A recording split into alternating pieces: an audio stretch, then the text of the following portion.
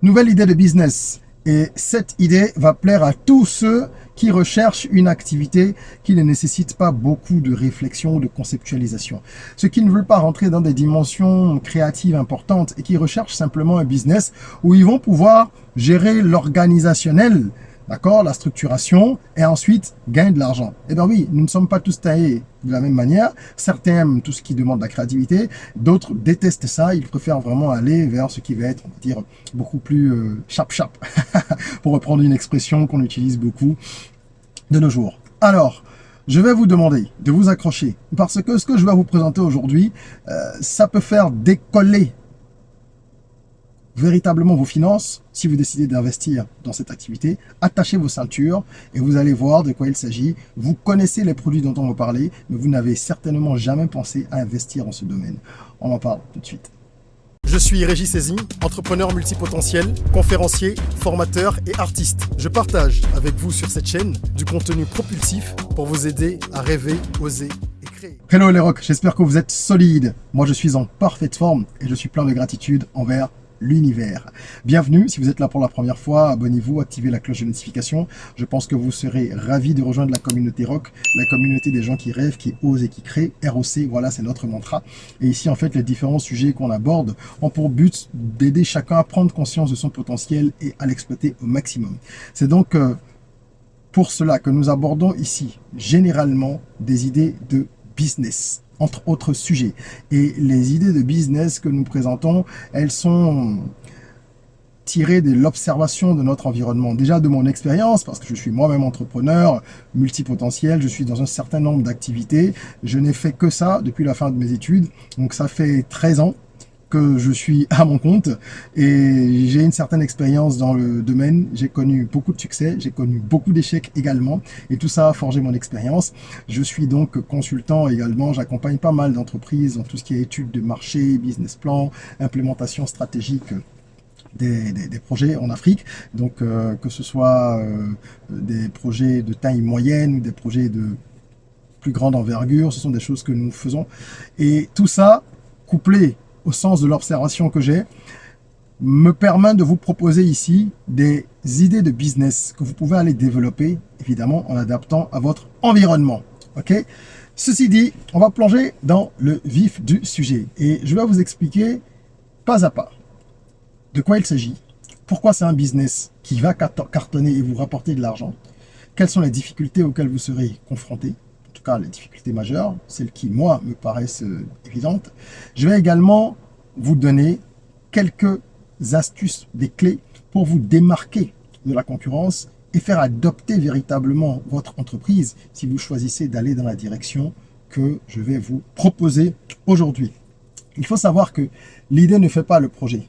L'idée, c'est une composante du projet.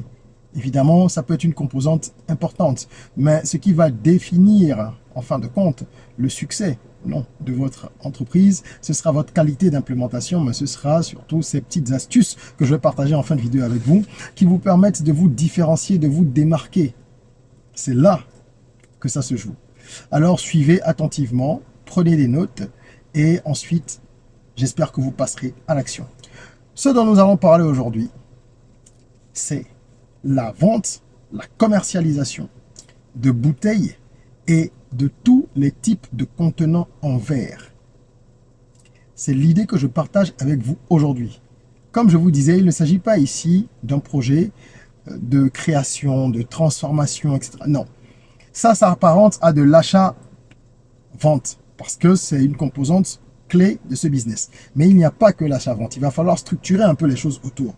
Le but ici, en vendant des bouteilles et des récipients, des contenants en verre, c'est de fournir des solutions d'emballage, d'accord, de qualité aux professionnels sur le marché, à toutes les personnes qui aujourd'hui en ont besoin. Parce que il y a de plus en plus, avec l'engouement de l'entrepreneuriat, l'indispensabilité d'ailleurs pour nos populations de se lancer dans l'entrepreneuriat, il y a de plus en plus de personnes qui proposent des boissons, des huiles, des produits cosmétiques. Et depuis toujours, on a également retrouvé sur nos marchés, dans nos pays africains, des amuse-bouches vendus dans des bouteilles, des épices. Moi, qui ai été dans l'agroalimentaire pendant plusieurs années, avec une marque qui a révolutionné la manière de vendre les snacks au Bénin en Afrique de l'Ouest, j'ai commencé dans des bouteilles à vendre mes produits dans des bouteilles de sérum au début. Des bouteilles de sérum recyclées, avant de changer d'emballage après et de proposer des stand-up pouch sur le marché avec Zip et tout ça, Tirette. On a d'ailleurs été les premiers à amener cette tendance-là dans le snacking dans nos pays en Afrique de l'Ouest. Mais je n'ai pas commencé par là. J'ai commencé par les bouteilles de sérum. Et aujourd'hui, malgré la progression des emballages de type PET, il y a quand même toujours beaucoup de commerçants qui utilisent des bouteilles et des contenant en verre. Donc tous ces professionnels-là ont besoin de s'approvisionner. Et croyez-moi, c'est une galère. Il y a beaucoup d'entre eux qui ont du mal à trouver des contenants adaptés à leurs besoins. Soit ils ne trouvent pas les formats qu'ils recherchent, soit ils n'en trouvent pas en quantité suffisante. Et finalement, ils font avec ce qu'ils trouvent. Donc quelqu'un recherche une bouteille de ce type, il finit par trouver une bouteille de ce type sur le marché, ben, il fait avec. Et donc ça dénature son branding, ça dénature complètement sa conception, sa vision de son produit, et il ne délivre pas le niveau de qualité qu'il aurait voulu délivrer. Donc, je résume en vous disant ceci. Les commerçants, dans les secteurs que j'ai évoqués, d'accord, boissons, épices, cosmétiques, etc., ont des difficultés à trouver des contenants en verre. Or, ils en ont besoin. Ce que vous allez proposer, c'est justement ces contenants-là. Parce qu'il n'y a pas assez d'acteurs sur le marché. Il y en a parfois 1, 2, 3, 4, même si vous en trouvez 10 dans votre pays, sachez qu'ils n'arrivent pas à couvrir la demande. C'est ça.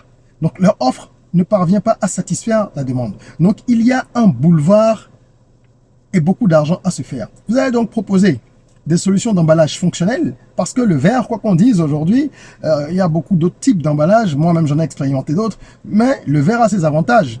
Et parmi les avantages du verre, utilisé en tant qu'emballage, c'est qu'il est déjà recyclable, ce qui est très important, et c'est ça qui fait que les gens arrivent à réutiliser sur le marché.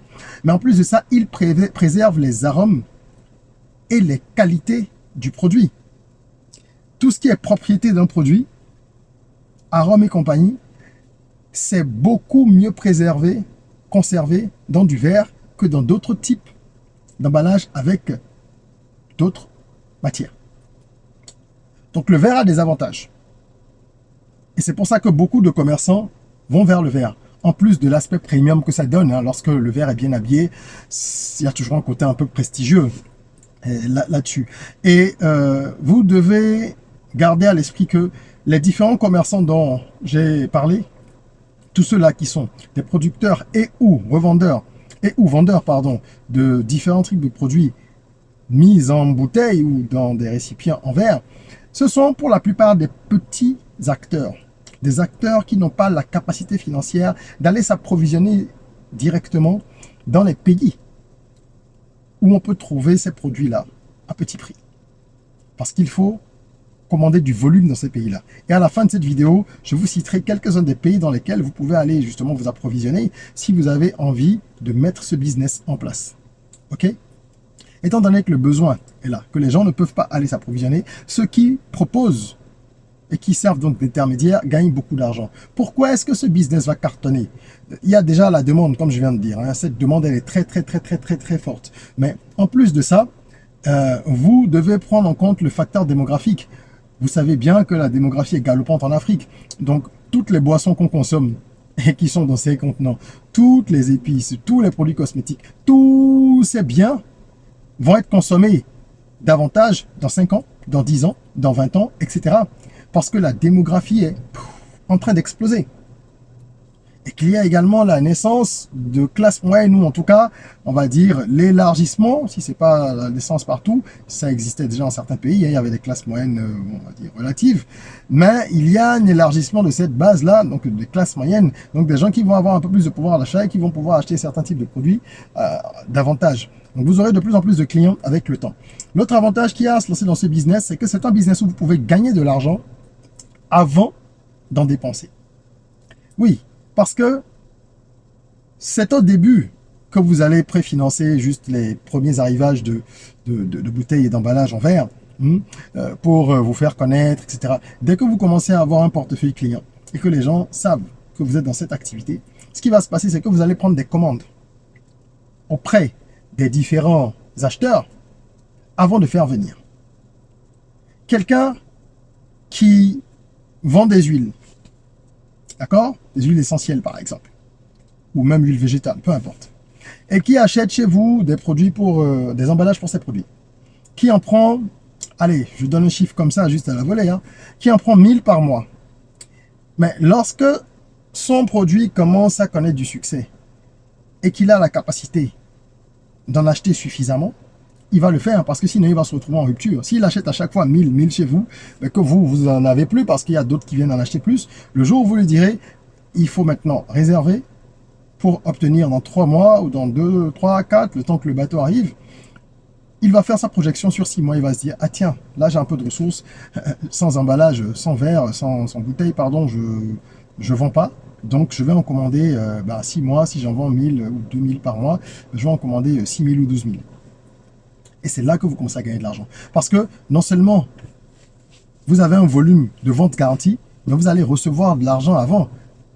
Et ce sera à vous de définir après votre politique. Hein. Soit vous prendrez 50%, 30%, 70%. Ça, c'est à vous de voir. Mais vous aurez quand même de l'argent avant d'acheter. Ce qui va vous permettre de financer vos achats avant même de les avoir effectués. Ça, c'est un avantage énorme de ce business. Énorme. Autre avantage, ces produits ne sont pas disponibles en grande quantité sur nos marchés, ni sur les marchés voisins.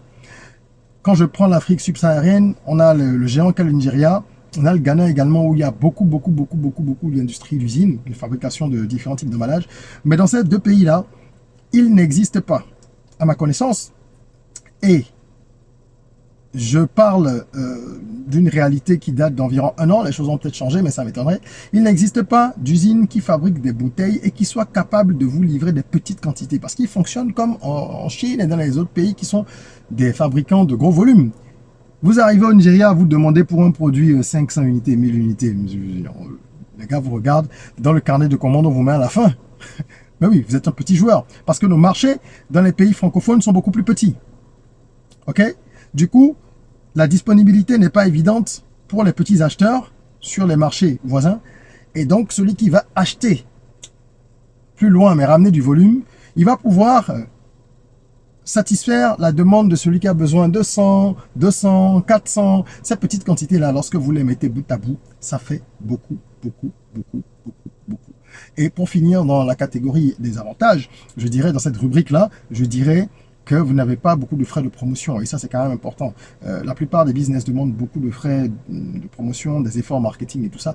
Ici, si vous savez bien jouer votre carte, vous n'aurez pas besoin de dépenser beaucoup d'argent en communication, en publicité et tout ça. Ça va se faire un peu tout seul avec le bouche à oreille. Ok? Alors, on a vu le bon côté des choses. On va voir le revers. Parce qu'il y a des difficultés dans ce business aussi. La première difficulté, moi, qui me vient à l'esprit, c'est la gestion du stock, de l'inventaire et tout ça. Okay. C'est pas évident parce que vous allez avoir probablement différents formats, c'est ce que je vous conseille, on va y venir tout à l'heure.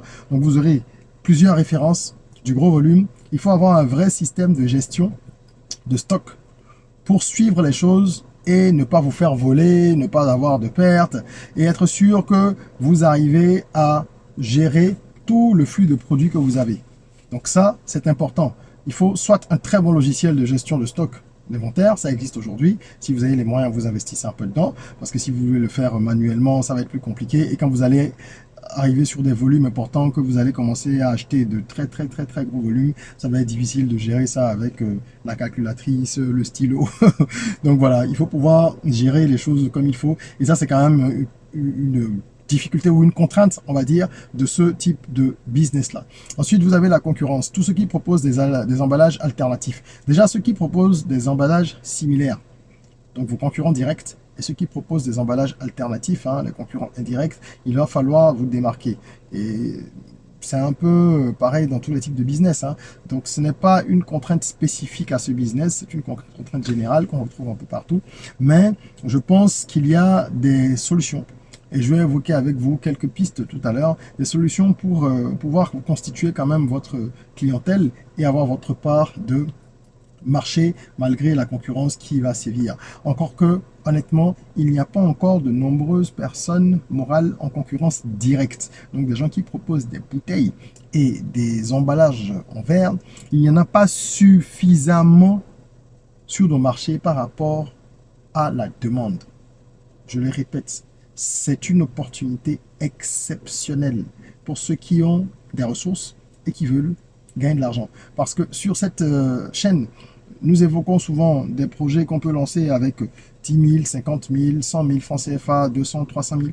Mais de temps en temps, on évoque également des projets qui nécessitent plusieurs millions de francs CFA. Et ça, c'est le cas de ce projet-là. D'accord? Parce qu'on a tout type de portefeuille et de comptes bancaires qui nous suivent sur la chaîne.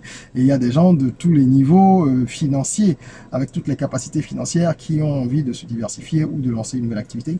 Donc c'est normal qu'on propose différents niveaux d'investissement à travers nos idées. Autre difficulté, c'est celle de garantir l'intégrité des bouteilles, la qualité et l'intégrité pendant le transport. Parce que ce sont des produits qui sont acheminés par bateau. Évidemment, dans la manière de faire les colisages, les emballages aujourd'hui, il y a des techniques pour limiter les casses de bouteilles, mais il y en a quand même. Vous aurez quand même quelques casses, ça c'est sûr. Donc il faut trouver le moyen de minimiser les risques et de voir au niveau du fabricant chez qui vous vous approvisionnez, quelles sont les solutions les plus sûres pour avoir zéro casse ou vraiment le nombre le plus proche de zéro. D'accord? Et ça, ce sont des choses qu'il faut discuter ouvertement, très clairement, dont il faut discuter, pardon, ouvertement et très clairement avec votre fournisseur, le fabricant ou le fournisseur, hein, si c'est pas un fabricant avec cet intermédiaire, dès le départ. C'est très très important, sinon vous allez vous retrouver avec des difficultés si vous avez dans un bateau où vous faites venir 20 caisses et que au total, quand vous faites les recoupements, il y a 3, 4, même 2 caisses déjà au total de produits cassés, c'est 10%, quoi. Donc il faut faire très très très attention. Autant les marges sont intéressantes, autant ça peut devenir catastrophique si vous perdez trop de marchandises. Donc ça, c'est la raison pour laquelle vous devez bien étudier le projet avant de vous lancer, parce que vous pouvez avoir des casses en chemin, vous pouvez aussi avoir des casses au niveau de votre entrepôt, là où vous stockez. Donc il faut tout un système pour stocker convenablement. Il faut étudier le marché. C'est pour ça qu'il vous faut faire une étude de marché. Surtout que là, on parle quand même d'un projet qui nécessite des fonds importants. Il faut faire une étude de marché avant de vous lancer, pour déjà confirmer le concept selon votre environnement et ensuite bien planifier tout le développement de la chose. Une bonne étude de marché, ensuite un bon plan marketing pour avoir une bonne mise en marché, un bon business plan. Il faut faire toute la chaîne. Voilà. Nous, on accompagne des porteurs de projets sur ce type de vision-là, de façon vraiment transversale, depuis l'étude de marché jusqu'au business plan, et parfois même avec l'implémentation et l'installation du projet sur le marché. Donc, vous pouvez nous solliciter pour ça, vous pouvez entrer en contact avec nous si ce projet vous intéresse, ou si vous avez d'autres projets pour lesquels vous avez besoin d'être accompagné sur le continent africain, que nous connaissons très bien, et on est dans différents pays avec ce type d'études. Alors, on va maintenant, après avoir parlé donc de la raison d'être de ce projet, les avantages qu'il présente et les difficultés, on va parler des investissements. On ne peut pas mettre un montant précis parce qu'il y a beaucoup de facteurs qui entrent en compte. Tout dépendra déjà du volume de stock que vous allez prendre au début, du pays d'origine, donc du prix. Il y a plein de facteurs. Mais moi, je pourrais estimer comme ça à un investissement allant entre 10 000 et 20 000 euros. Donc, entre 6-7 millions et 13-14 millions. Ils ont entre 6 et 13 millions et entre 6 et 13 millions de francs CFA. Soit entre 10 000 et 20 000 euros. Et tout dépendra après des différents paramètres. Je vais vous évoquer les rubriques qui, selon moi, sont nécessaires, et c'est justement en fonction de l'investissement dans chacune de ces rubriques-là que vous aurez un montant total. Il y a déjà le stock initial, c'est le premier poste de dépense, n'est-ce pas? Le stock initial, vous voulez prendre combien de bouteilles? Vous voulez prendre combien de produits? Quelle est la quantité que vous allez acquérir pour commencer? Deuxième poste de dépense, le stockage. L'entrepôt où vous allez stocker vos produits, il va falloir le louer, évidemment. Et ensuite, ça dépendra. Est-ce que vous voulez mettre des caméras de surveillance? Est-ce que vous voulez prendre une société de gardiennage ou un gardien, on va dire, informel comme ça? Parce que c'est pas le même prix. Donc, il y a de nombreux autres paramètres. En termes de logistique aussi, comment ça va se passer l'acheminement du port jusqu'à votre entrepôt. Est-ce que vous préférez avoir vous-même de quoi transporter? Bon, ça, vous n'allez pas vous lancer dedans au départ. C'est juste pour vous dire qu'il y a de nombreuses variables qui vont définir le montant final de l'investissement. Donc, on a dit stock initial. Ensuite, entrepôt. Vous avez également quelques dépenses quand même en marketing. Hein. Je dis, il n'y a pas beaucoup de dépenses à faire, mais avoir un site web, c'est ça qui va vous rendre une page, landing page, ça vous rend crédible. D'accord? Ça vous rend crédible. Vous pouvez, si vous voulez être sur les réseaux sociaux, moi je le recommanderais fortement parce que vos clients, ils sont là-bas. Tous les petits promoteurs et les commerçants de taille moyenne qui ont leur page aussi, leur compte pour vendre à droite, à gauche sur les différents réseaux sociaux, ben, s'ils sont en contact avec vos offres et vos produits, ça vous permettra de les toucher plus facilement. Donc c'est ça aussi la façon de moderniser le business, même quand on est dans des secteurs qui ne nécessitent pas, qui n'exigent pas une présence sur les réseaux sociaux, on peut se servir de cette plateforme-là pour battre la concurrence, en tout cas pour venir les secouer un peu. Okay, donc vous allez avoir un minimum de choses à faire avec le matériel marketing aussi. Hein. Forcément, il y aura quelque chose à acheter, à concevoir. Et puis, il faut bien intégrer le fait que vous aurez besoin de voyager. Oui, ça c'est une dépense, un poste de dépense important dans ce projet. Vous irez rencontrer le fournisseur ou plusieurs fournisseurs pour faire votre choix.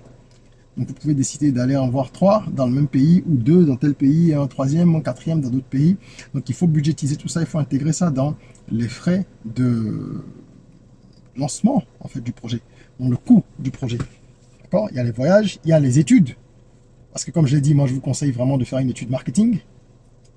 Une étude de marché, pardon, une étude de marché, d'accord, et ensuite un plan marketing et un business plan.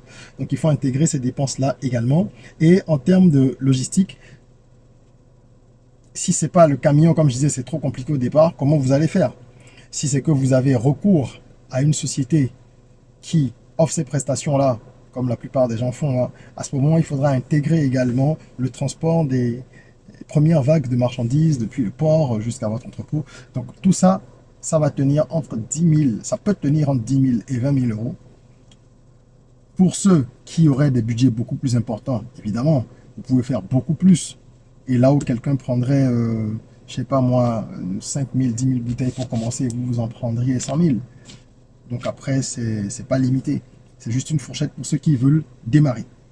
Une fois qu'on est décidé, et qu'on a le capital pour se lancer et qu'on fait tout ce qu'il faut dans les règles avant de commencer, quelles sont les clés du succès?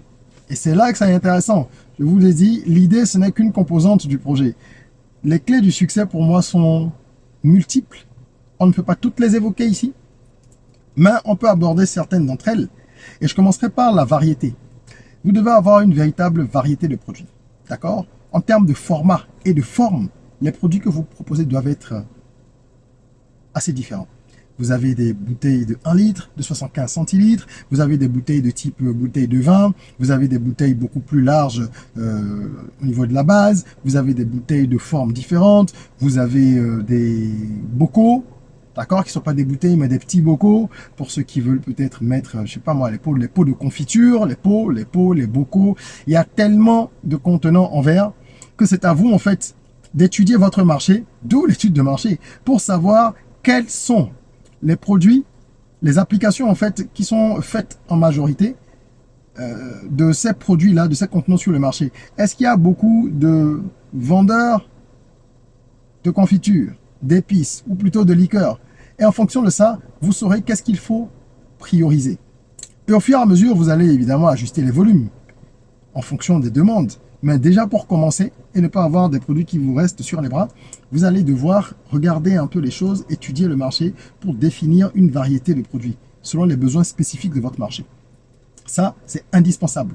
Ensuite, il faut que vous puissiez bâtir des relations très solides avec vos fournisseurs. Et il s'agit surtout ici de faire du lobbying. Parce que comme dans tous les business, quand vous allez commencer, il y a des gens qui vont essayer de faire un peu pareil, de suivre. C'est tout à fait normal, n'est-ce pas? Donc vous, votre travail, ça va consister justement à ça. Renforcer vos liens progressivement avec vos fournisseurs pour éviter de vous faire doubler, au moins auprès d'eux. Les gens iront ailleurs, mais vous allez conserver l'avantage que vous avez avec vos fournisseurs. C'est du lobbying. Et ça, vous devez le faire dès le départ, avant de vraies relations solides avec eux. Anticiper les ruptures de stock. Ça, c'est un autre point très important. Les gens n'anticipent pas les ruptures. Et moi, j'ai déjà vu des personnes dans le business des emballages, divers types d'emballages, hein, pas que les emballages en verre, qui en fait ont une bonne clientèle, un bon business, mais ils s'organisent mal et puis bon, ils sont en rupture de stock à des moments où vous avez 20, 30, 40 acteurs, clients donc qui ont besoin de produits sur le marché et qui sont complètement dans la panade parce qu'ils n'ont pas d'alternative évidente sur place. Et ça, c'est dommage pour l'entrepreneur de l'autre côté qui est en rupture parce qu'il perd de l'argent. Mais c'est encore plus grave pour les entrepreneurs qui, de l'autre côté de la barrière, ont besoin de ces produits-là pour vendre. Donc, ce sont des choses qui paralysent l'économie. J'exagère en disant paralysant, mais je veux dire, ça vient troubler le développement économique et ça peut paralyser l'économie de ces entrepreneurs, oui, pendant un moment. Donc, il faut pouvoir anticiper pour avoir du stock de façon suffisante. Votre travail consistera aussi, si vous voulez vous démarquer, à suivre les tendances, les nouvelles tendances sur les marchés internationaux. Ok, donc ça peut impliquer de se rendre à des salons internationaux justement, salons sur l'emballage pour savoir quelles sont les innovations, comment les choses se passent, quelles sont les nouvelles solutions d'emballage qui existent et aviser ensuite, voir si c'est pertinent pour votre environnement parce que ça peut ne pas l'être. Peut-être que sur votre environnement, sur votre marché, ce n'est pas pertinent d'avoir tel type de produit parce qu'il coûte trop cher ou qui n'est pas adapté aux besoins des consommateurs. Donc, c'est à vous d'analyser tout ça, mais il faut vous tenir au courant de ce qui se passe. C'est très, très, très, très, très, très, très important. Et vous pouvez mettre un accent aussi sur le recyclage. Si vous faites ça, vous allez vous différencier de la plupart de vos concurrents. En mettant un accent sur le recyclage, vous aurez la capacité d'attirer vers vous de la lumière sur votre business. Donc, vous pouvez avoir un service qui permet en fait à toutes les personnes qui ont des bouteilles, pas forcément vos clients, parce que vos clients, ils viennent acheter pour vendre des produits. Mais les utilisateurs finaux de ces produits, ils peuvent ramener les bouteilles chez vous. Vous pouvez être dans un système de recyclage. Et à partir de là, vous verrez ce que vous faites de ces bouteilles-là. Il y a plusieurs applications qu'on peut imaginer.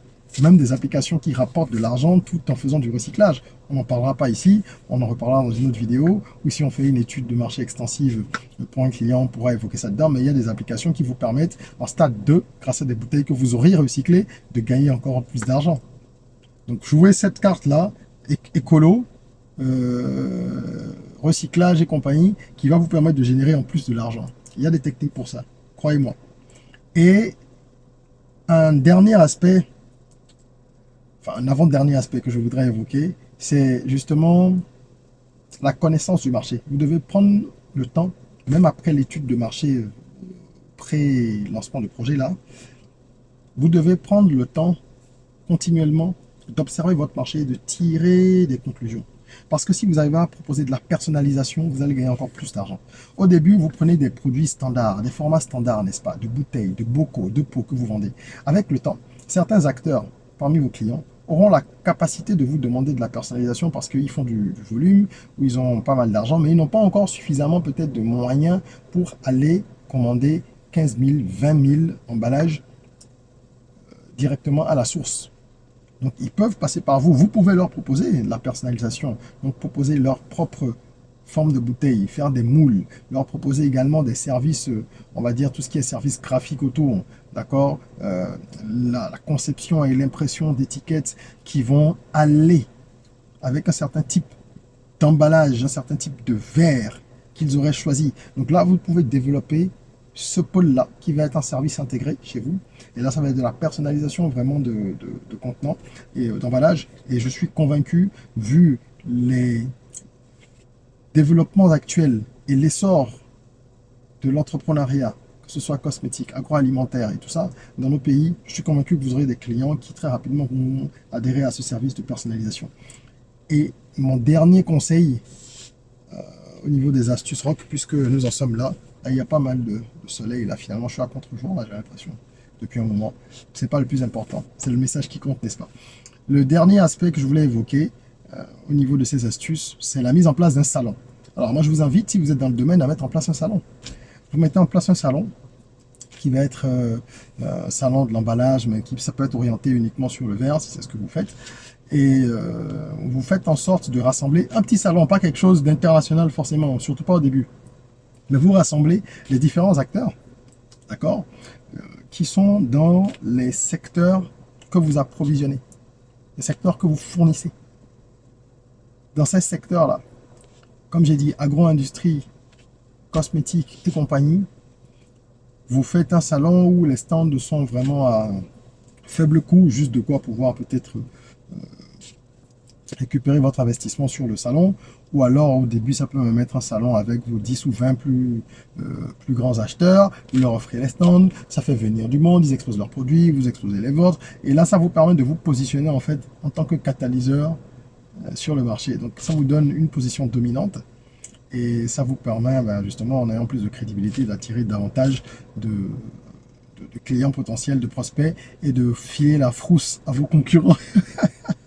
Et j'avais promis qu'en fin de vidéo, j'évoquerai avec vous les pays dans lesquels vous pouvez vous approvisionner. Il y en a certainement que je n'ai pas, je n'ai pas pu lister, je n'ai pas connaissance de toutes les opportunités, mais je peux vous affirmer qu'en Chine, au Mexique, en Inde et dans les pays d'Europe de l'Est, vous avez de superbes offres, des entreprises qui vous proposent des emballages en verre à des prix défiant toute concurrence.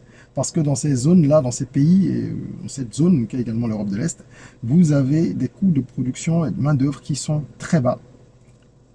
Et il y a cette capacité-là à pouvoir sourcer des produits sans que ça revienne cher. Mais pour ça, il faut voyager, comme je vous ai dit. Il va falloir aller sur place.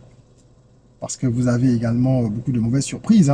Lorsque vous ne vous rendez pas là où les choses se font, vous n'allez pas rester dans votre pays, derrière votre ordinateur et commander pour X millions de bouteilles ou d'emballages en verre. Non, il faut vous déplacer, aller faire une bonne due diligence et être sûr que vous avez un certain nombre de fournisseurs bien listés, avec qui vous avez des accords signés et qui peuvent vous accompagner donc en fournissant les produits de qualité que vous recherchez.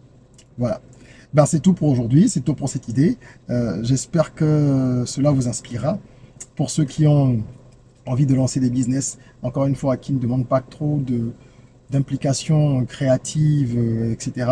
Voilà une très très bonne idée. Sur le continent africain, c'est le moment de le lancer. Que vous soyez dans un pays africain ou de la diaspora, c'est le moment de mettre de l'argent dans ce type de business parce que, honnêtement, ça va exploser.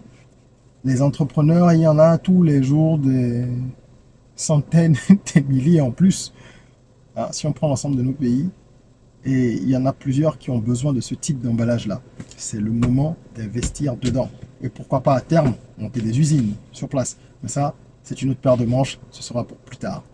Vous pouvez nous contacter, il y a tous les liens juste en dessous, là dans la description, vous avez tous les liens pour nous contacter. Si vous avez besoin de nos services de conseil, soit du consulting, ou de l'accompagnement stratégique. Et je vous invite également à vous rendre sur notre plateforme de e-learning academyrock.com où vous allez découvrir des formations qui peuvent intéresser certains. Voilà. En attendant qu'on se retrouve pour une nouvelle vidéo, n'oubliez pas, prenez soin de vous, de votre corps, mais aussi surtout de votre esprit. Rêvons, osons, créons, soyons rock.